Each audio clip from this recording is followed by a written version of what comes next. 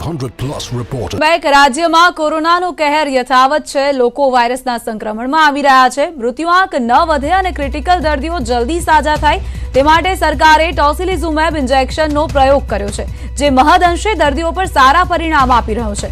Injection મોંઘા હોવા છતાં સરકાર દર્દીઓને મફતમાં ઇન્જેક્શનની સુવિધા આપી રહી છે, પરંતુ કેટલાક ભેજાબાજો કોરોનાની મહામારીમાં પણ કૌભાંડ કરવાનું નથી ચૂકતા।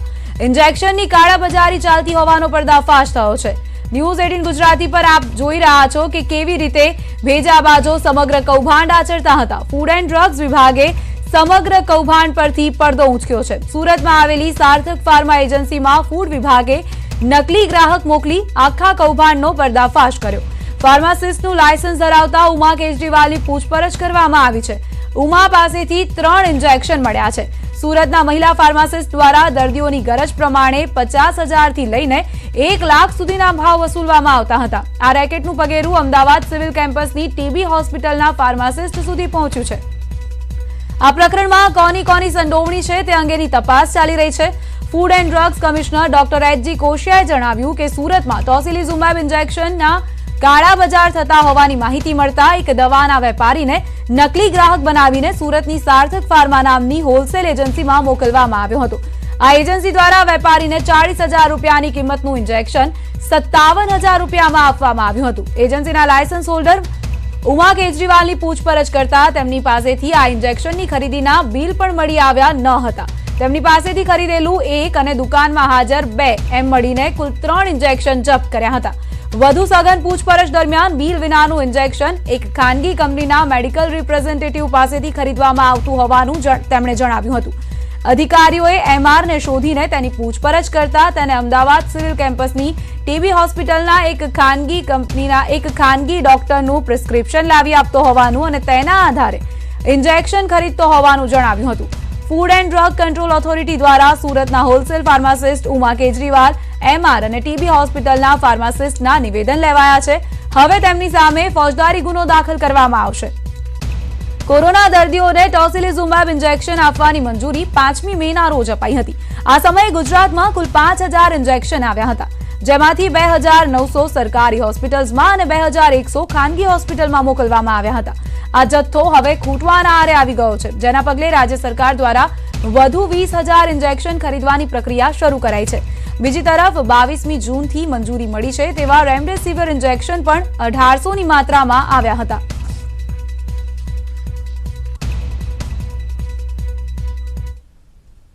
સંવાદદાતા મયુર માકડિયા જોડાઈ ગયા છે। મયુર, સુરતના જે મહિલા ફાર્માસિસ્ટની પાસેથી ઇન્જેક્શન મળી આવ્યા તેના તાર હવે સિવિલ હોસ્પિટલના કેમ્પસ સુધી ફેલાયેલા જોવા મળી રહ્યા છે। શું વધુ જાણકારી મળી રહી છે? કયા પ્રકારે પૂછપરછ કરવામાં આવશે હવે? जी बिल्कुल प्रियंका, जे रीते आ इंजेक्शननो मामलो अने काळाबजारी ए सामे आवेली छे त्यारबाद अमदावाद सिविल होस्पिटल छे तेनी अंदर पण तपासनो हवे धमधमाट छे ते चालू थई गयेलो छे। छेल्ला 1 महीनानी अंदर केटला पेशंटने आ इंजेक्शन आपवामां आवेला छे, कई रीते आपवामां आवेला छे तेनुं तमाम विगतवार जे लिस्ट छे ते उच्च अधिकारीओ द्वारा मागवामां आवेलुं छे अने जे सूत्रोनी द्वारा माहिती प्राप्त थाय छे ते अनुसार विगतवार कया कया पेशंटने आपवामां आवेलुं छे ने कया समय आपवामां आवेलुं छे તમામનું જે લિસ્ટ છે તે એ ઉચ્ચ અધિકારીઓએ માગેલું છે અને તે જ અબ જે ચેકિંગ થશે ત્યારબાદ જ આ પગેરું છે તે ઉકેલાશે। કારણ કે જે રીતે આ ઇન્જેક્શનનું કાળાબજારી થઈ રહેલી છે ને તેમાં પણ ખાસ કરી અને કોરોના મહામારીની અંદર જ્યારે પેશન્ટ એ 3rd સ્ટેજની અંદર પહોંચી જતો હોય છે ત્યારે આ જે ઇન્જેક્શન છે તે તેમના માટે જીવનદાન સ્વરૂપ સાબિત થતું હોય છે અને તે જ કારણોસર આ જે ઇન્જેક્શન છે તેની કાળાબજારી થઈ રહેલી છે। જે રીતે સુરતમાં હવે અમદાવાદ બાદ કેસ વધી રહેલા છે તેને જોતા આ જે ઇન્જેક્શન છે તેની કાળાબજારી થઈ છે ને તેનું સીધા તાર એ અમદાવાદ સિવિલ હોસ્પિટલ ખાતે જોડાયેલા છે ને હવે સિવિલ હોસ્પિટલની અંદર પણ જે તપાસ છે તેનો ધમધમાટ ચાલુ કરી દેવામાં આવેલો છે।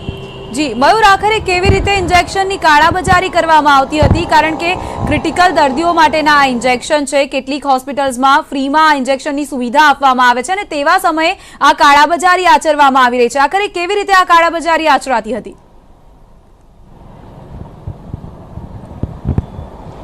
જી બિલકુલ, તમને પ્રિયંકા જણાવી દઉં કે મુખ્યમંત્રી વિજય રૂપાણી સુધી થોડા સમય પહેલા આ વાત પહોંચાડવામાં આવેલી હતી કે આ જે ઇન્જેક્શન છે તે મળતા નથી. ખાસ કરી અને અમદાવાદ સિવિલ હોસ્પિટલ છે તેની અંદર તો ચોક્કસ જે દર્દીઓ છે તેમને મળી રહે છે, પરંતુ જે પ્રાઇવેટ હોસ્પિટલો છે તેના જે દર્દીઓ છે તેની અંદર જે દાખલ દર્દીઓ છે તેમને આ ઇન્જેક્શન નથી મળતા. અને તે જ કારણોસર રાજ્ય સરકારે 5000 જેટલા ઇન્જેક્શનો નો ઓર્ડર આપેલો હતો ને જેની અંદરથી 2900 જે ઇન્જેક્શન છે 2900 ઇન્જેક્શન એ સરકારી હોસ્પિટલમાં આપવામાં આવેલા હતા, જ્યારે 2100 જેટલા ઇન્જેક્શન જે છે તે પ્રાઇવેટ હોસ્પિટલોની અંદર સારવાર લેતા દર્દીઓને આપવા માટેની મંજૂરી આપવામાં આવેલી હતી. આ જે સ્ટોક છે તેની અંદર જે સરકારી હોસ્પિટલોને આપવામાં આવેલો 2900 ઇન્જેક્શનોનો સ્ટોક છે તે સૌથી વધુ સિવિલ હોસ્પિટલમાં આપવામાં આવી રહેલો હતો. અને જે રીતે આ જે તમામ જે ઇન્જેક્શનો છે તેની સીધી જવાબદારી છે તે ફાર્માસિસ્ટની હોય છે, અને ફાર્માસિસ્ટના અંડરની અંદર આ જે તમામ ઇન્જેક્શનો છે તે રાખવામાં આવતા હોય છે. ડૉક્ટર જ્યારે તેની માગણી કરે, જો કોઈ પેશન્ટ ક્રિટિકલ હોય ત્યારે તેની માગણી કરે ત્યારે તેમને આપવામાં આવતું હશે, ત્યારે ફાર્માસિસ્ટ દ્વારા આ પ્રકારે જે આંકડાઓ છે અને દર્દીઓના નામ છે તેની અંદર ઝોલ કરવામાં આવેલો છે. અને આ જે આંકડાઓ છે તેની અંદર તેઓએ ઝોલ કરી અને આ જે ઇન્જેક્શન છે તેની અંદર વધારાના ઇન્જેક્શન તે નીકાળી દીધા અને તેની કાળાબજારી કરેલી. અહીંનો જે ટીબી હોસ્પિટલનો જે ફાર્માસિસ્ટ છે તે આ જે સમગ્ર કાળાબજારી છે તેની અંદર જોડાયેલો છે ને તેનું નામ હવે ખુલેલું છે. હવે જોવાનું એ રહે છે કે આગળની તપાસ કેવા પ્રકારની થાય છે. આની અંદર સિવિલ હોસ્પિટલના બીજા કેટલાક કર્મચારીઓ એ સંકળાયેલા છે. જી બિલકુલ મયુર, આપ જોડાયેલા રહેશો અમારી સાથે. અત્યારે હાલ હિતેન્દ્ર પણ આપણી સાથે જોડાઈ ગયા છે. હિતેન્દ્ર, જે આખું કૌભાંડ બહાર આવ્યું છે, કેવી રીતે તપાસ કરવામાં આવશે? આ પ્રકરણમાં કોણ કોણ સંડોવાયેલું હોય તેવું લાગી રહ્યું છે હવે?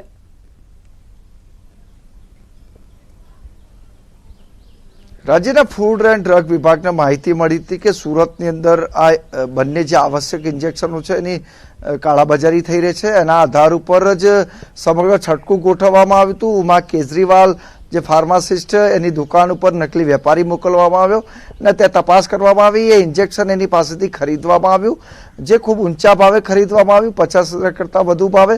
આ ઉમા કેજરીવાલ પોતે 40,000થી લઈને 1 લાખ રૂપિયા સુધી આ ઇન્જેક્શન વેચતી હતી. એવી માહિતીના આધારે ત્યાં છટકું ગોઠવાયું હતું ને એની ત્યાં આગળ જ્યારે બીજા ઇન્જેક્શન તપાસ કરી તો એની પાસે બીજા 2 અવેલેબલ ઇન્જેક્શન હતા. કુલ 3 ઇન્જેક્શન જપ્ત કર્યા. ઉમા કેજરીવાલની પૂછપરછ કરી. એની સાથે જ બીજા એક વેપારીનું નામ પણ સુરતમાં જ ખુલ્યું. એની પૂછપરછ કરતા એને એમઆર દ્વારા આ ઇન્જેક્શન આપવામાં આવ્યું અને માહિતી મળી. એમઆરની પૂછપરછ કરવામાં આવી. એની અંદર અમદાવાદ સિવિલ હોસ્પિટલમાં ટીબી હોસ્પિટલમાં જે ફરજ બજાવે છે એવા ઘનશ્યામ વ્યાસનું નામ ખુલ્યું કે જેના દ્વારા જ આ ઇન્જેક્શન પ્રોવાઈડ કરવામાં આવ્યું હોવાનું બહાર આવ્યું છે. એમના દ્વારા એકના એક પ્રિસ્ક્રિપ્શનનો ઉપયોગ કરવામાં આવતો હતો. હવે ઘનશ્યામ વ્યાસથી સઘન પૂછપરછ થયા બાદ જ સમગ્ર મામલો બહાર આવી શકે એમ છે, કારણ કે રાજ્ય સરકાર દ્વારા કુલ 5000 જેટલા ઇન્જેક્શનો ખાસ કરીને રાજ્યની અંદર લાવવામાં આવ્યા હતા. એમાં 2900 ઇન્જેક્શન રાજ્યની સિવિલ હોસ્પિટલ અને 2100 ઇન્જેક્શન ખાનગી હોસ્પિટલના આપવામાં આવ્યા હતા. ત્યારે રાજ્ય સરકાર દ્વારા જે 2900 સિવિલ હોસ્પિટલમાં ઇન્જેક્શન આપવામાં આવ્યા હતા ટોસિલિઝુમેબના, એ ઇન્જેક્શનનો ખરેખર દર્દીઓ માટે ઉપયોગ થયો હતો કે કેમ, એનું રજિસ્ટર મેન્ટેન થયું હતું કે કેમ, એની સમગ્ર મામલાની તપાસ થવી જોઈએ. ઘનશ્યામ વ્યાસ પોતે ફાર્માસિસ્ટ હતા, સ્ટોક મેન્ટેન કરવાની જવાબદારી હતી, ત્યારે એમના દ્વારા બારોબાર કોઈ ઇન્જેક્શનો વેચવામાં નથી આવે ને કે જે સરકારે વિના મૂલ્યે રાજ્યના દર્દીઓ માટે આપ્યા હતા. એ દર્દીઓનો કાળાબજારી તો આ ફાર્માસિસ્ટ દ્વારા નથી કરવામાં આવ્યો. આજે આ ફાર્માસિસ્ટની પૂછપરછ થયા બાદ જ વધુ ખબર પડી શકે છે કે આમાં ડોક્ટરોની પણ સંડોવણી હોઈ શકે છે, સિવિલ હોસ્પિટલના સત્તાવાળાઓની પણ સંડોવણી હોઈ શકે છે, કારણ કે એકમાત્ર ઘનશ્યામ વ્યાસ ફાર્માસિસ્ટ હોવાના નાતે એવી કોઈ હિંમત ન હોઈ શકે કે આટલા મોટા પાયે ઇન્જેક્શનનું વેચાણ કરી શકે, કારણ કે રાજ્ય સરકાર અને કેન્દ્ર સરકારનું જી હિતેન્દ્ર, આપણી સાથે મયુર પણ જોડાયેલા છે અને હિતેન્દ્ર પણ જોડાયેલા છે. આપણી સાથે એમ પ્રભાકર જોડાઈ ગયા છે, સિવિલ હોસ્પિટલના સુપ્રિન્ટેન્ડન્ટ આપણી સાથે જોડાઈ ગયા છે. સર, જે આખો મામલો સામે આવી રહ્યો છે, સિવિલ હોસ્પિટલની પણ સંડોવણી આમાં ક્યાંક ને ક્યાંક બહાર આવી રહી છે, આપ શું કહેશો? હું આપને જણાવું કે જે ટોસિલિઝુમેબનું ઇન્જેક્શન મીડિયામાં આવ્યું છે એવો કોઈ કર્મચારી અમારે ત્યાં નોકરી નથી કરતો, એટલે ખરેખર આ ડ્રગ એન્ડ જે ડિપાર્ટમેન્ટે શોધી કાઢ્યું છે એ લોકો જેની ઇન્ક્વાયરી કરશે કે એકચ્યુઅલી એ ક્યાં નોકરી કરે છે. પરંતુ જે રીતે ઉમા કેજરીવાલનું નામ સામે આવ્યું ત્યારબાદ તેની પૂછપરછમાં એ વાતનો ખુલાસો થયો છે સર કે સિવિલ હોસ્પિટલમાં જે ફાર્માસિસ્ટ છે તેના દ્વારા તેમને ઇન્જેક્શન્સ પૂરા પાડવામાં આવતા હતા. કેવી રીતે હવે આપ આખી સમગ્ર મામલાને જોઈ રહ્યા છો? શું કાર્યવાહી કરવામાં આવશે? કારણ કે નામ તો સિવિલ હોસ્પિટલના કર્મચારીનું જ સામે આવી રહ્યું છે. સિવિલ હોસ્પિટલ કર્મચારી પણ અમારે એક સ્ટેટ ટીબી ડિપાર્ટમેન્ટ છે અને એમાં ભાઈ કર્મચારી છે, એટલે આખો સ્ટેટ ટીબી ડિપાર્ટમેન્ટમાં આ ફાર્માસિસ્ટ ઘનશ્યામભાઈ કામ કરે, સિવિલ હોસ્પિટલનો કર્મચારી નથી. જી, આ જે ઇન્જેક્શનનો જથ્થો છે તે એક તરફ સરકાર કહી રહી છે કે પૂરતા પ્રમાણમાં છે, બીજી તરફથી જથ્થો ખૂટતો હોય તેવી પણ વાતો સામે આવી રહી છે અને એવા સમયમાં આ કૌભાંડના પણ સમાચાર સામે આવી રહ્યા છે. આપ કઈ રીતે જોઈ રહ્યા છો તેને? આ ઇન્જેક્શન દર્દીની જીવન બચાવવામાં ખૂબ જ ઉપયોગી છે અને ગુજરાત સરકારનું ફૂડ એન્ડ ડ્રગ ડિપાર્ટમેન્ટ આનો ઇન્જેક્શન મેળવવા માટેનું ઘણા સઘન પ્રયત્નો કરે છે. દર્દીઓનો જીવ ચોક્કસ બચે છે, પણ જે કાળા બજારિયા છે અને એ લોકો જે દર્દીઓનો ગેરલાભ લે છે એવા લોકો સામે એનો આપણે પગલાં ભરવા જોઈએ અને એને નશ્યત કરવી જોઈએ. જી બિલકુલ. કયા પ્રકારના પગલાં ભરવા જોઈએ આવા લોકોની સામે? કારણ કે ક્રિટિકલ દર્દીઓ માટે આ ઇન્જેક્શન વાપરવામાં આવતું હોય છે અને આ જ ઇન્જેક્શન દર્દીઓની જે મજબૂરી છે તેનો ગેરલાભ ઉઠાવીને આ લોકો કાળાબજારી કરી રહ્યા છે.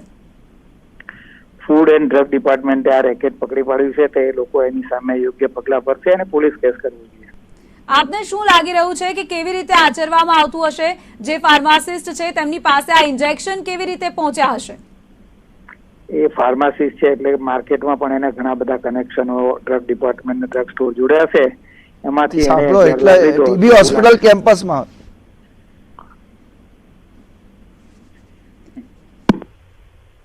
તો જે રીતે આ આખું કૌભાંડ સામે આવી રહ્યું છે, ફૂડ એન્ડ ડ્રગ્સ વિભાગ આ કૌભાંડને બહાર લાવ્યું છે અને જે સમાચાર સામે આવી રહ્યા છે ટોસિલિઝુમેબ ઇન્જેક્શનની કાળાબજારીના સમાચાર, સંવેદનશીલ આ મામલો કહી શકાય. દર્દીઓ જે છે તે એક તરફ ક્રિટિકલ કન્ડિશનમાં છે અને તેમની સારવારની જગ્યાએ આ પ્રકારનું કાળાબજારી આચરવામાં આવી રહ્યું છે, દર્દીઓના જીવની સાથે ચેડા કરવામાં આવી રહ્યા છે. ત્યારે પ્રભાકર સાહેબનું કહેવું છે કે જે કર્મચારીનું નામ સામે આવી રહ્યું છે તે તો સિવિલ હોસ્પિટલમાં કામ જ નથી કરી રહ્યો.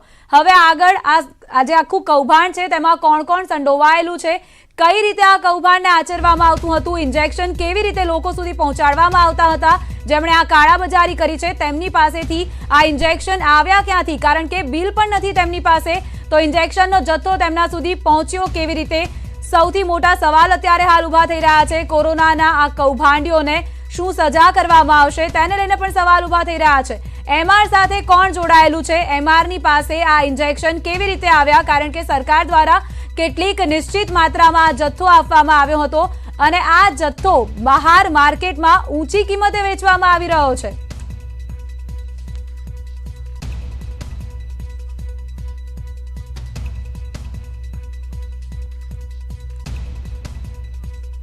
મયુર આપણી સાથે જોડાયેલા છે. મયુર, જે રીતે પ્રભાકર સાહેબે જણાવ્યું કે જે કર્મચારીનું નામ બહાર આવી રહ્યું છે તે તો તેમના હોસ્પિટલમાં કામ કરતો કોઈ કર્મચારી છે જ નહીં, હવે આગળ કેવી રીતે તપાસ કરાશે? જી બિલકુલ પ્રિયંકા, તમને જણાવી દઉં કે જે સૂત્રો દ્વારા માહિતી પ્રાપ્ત થાય છે, આ જે ઘનશ્યામભાઈ છે તે ટીબી હોસ્પિટલની અંદર કામ કરે છે અને સિવિલ હોસ્પિટલ કેમ્પસની અંદર જ આ જે ટીબી હોસ્પિટલ છે તે આવેલી છે, તેનું સેન્ટર છે તે આવેલું છે અને તેનો આ ફાર્માસિસ્ટ છે. એટલે કે સીધી રીતે સિવિલ હોસ્પિટલનો કર્મચારી નથી, પરંતુ સિવિલ હોસ્પિટલ કેમ્પસની અંદર આવેલા ટીબી સેન્ટરનો તે કર્મચારી છે, તેનો ફાર્માસિસ્ટ છે અને ક્યાંક ને ક્યાંક તેના તાર છે તે સિવિલ હોસ્પિટલની અંદર જોડાયેલા હોય. કારણ કે જે સિવિલ હોસ્પિટલ છે તેને જ જે રાજ્ય સરકાર છે તેમને આ ઇન્જેક્શન આપેલા હતા અને મોટી સંખ્યાની અંદર ઇન્જેક્શન આપેલા હતા. સૂત્રો દ્વારા તેવી પણ માહિતી પ્રાપ્ત થાય છે કે હાલ સિવિલ હોસ્પિટલ તંત્ર છે આ ઇન્જેક્શનનો જે હિસાબ છે તે શોધી રહેલી છે. કેટલા પેશન્ટને આપવામાં આવેલું છે, કઈ રીતે આપવામાં આવેલું છે, તે તમામ વિગતવાર જે હિસાબ છે તે માંડી રહેલું છે. એટલે કે ક્યાંક ને ક્યાંક તેના જે સીધા તાર છે તે સિવિલ હોસ્પિટલ સાથે જ જોડાયેલા છે અને તે હવે આગળની જે તપાસ છે તેની અંદર સામે આવશે. પરંતુ ચોક્કસ ફૂડ એન્ડ ડ્રગ વિભાગ એ આ મોટો ખુલાસો કરેલો છે. ફૂડ એન્ડ ડ્રગ વિભાગ દ્વારા આ મોટું રેકર્ડ પકડવામાં આવેલું છે અને તેની અંદર સિવિલ હોસ્પિટલ કેમ્પસની અંદર જે ટીબી સેન્ટર આવેલું છે તેની અંદર આ જે કર્મચારી છે, જે ફાર્માસિસ્ટ છે, તે નોકરી કરી રહેલા છે અને તેના તાર સીધી જ રીતે સિવિલ હોસ્પિટલ સાથે જોડાયેલા નીકળશે તેવી હાલ સૂત્રો દ્વારા માહિતી પ્રાપ્ત થઈ રહેલી છે. એટલે ચોક્કસ જે સિવિલ હોસ્પિટલ છે તેની સાથે જ આના તાર એ જોડાયેલા હશે અને તે સામે આવશે. પરંતુ હાલ જે છે તે તપાસ ચાલી રહેલી છે અને બીજી તરફ સિવિલ હોસ્પિટલ જે સૂત્રો કહી રહેલા છે તે અનુસાર તે પણ પોતાના જે ઇન્જેક્શનો છે તેમનો જે જથ્થો છે અને તેનો જે હિસાબ છે તે હાલ શોધી રહેલું છે. જી બિલકુલ મયુર, આમાં શું કોઈ ડોક્ટરની સંડોવણી બહાર આવી શકે તેવું લાગી રહ્યું છે હાલ?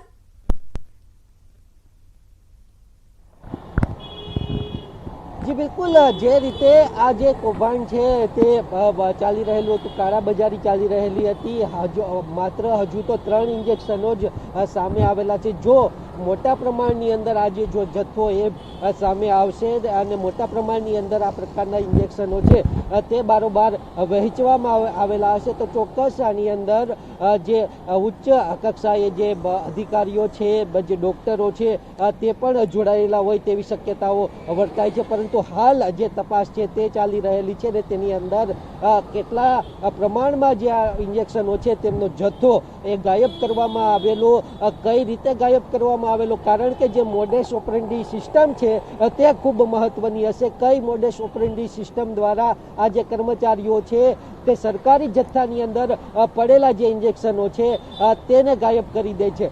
થોડા સમય પહેલા જ એક જે વિડીયો છે તે સામે આવેલો હતો, યુએન મહેતા હોસ્પિટલનો વિડીયો સામે આવેલો હતો ને તેની અંદર આ જ રીતે હોસ્પિટલનો જે કર્મચારી છે તે બીજા કોઈ જે દર્દીઓ છે તેમને જે ઇન્જેક્શનો આપવામાં આવે છે અને જે બીજા રોગ માટે જે ઇન્જેક્શનો છે તે આપવામાં આવે છે તે ઇન્જેક્શનો માતબર કિંમતના હતા, તે ચોરી કરતા પકડાયેલો હતો. તે જ રીતે હવે આ ફાર્માસિસ્ટ આની અંદર ઇન્વોલ્વ છે. ફૂડ એન્ડ ડ્રગ વિભાગ, રાજ્ય સરકારનું ફૂડ એન્ડ ડ્રગ વિભાગ જ્યારે દાવો કરતું હોય છે કે સીધા જ તાર છે સિવિલ હોસ્પિટલ સાથે જોડાયેલા છે તો ચોક્કસ આ જે ચેન છે તે પકડવી જરૂરી છે. આ ચેનની અંદર અનેક મોટા માથાઓના નામ પણ સામે આવી શકે છે.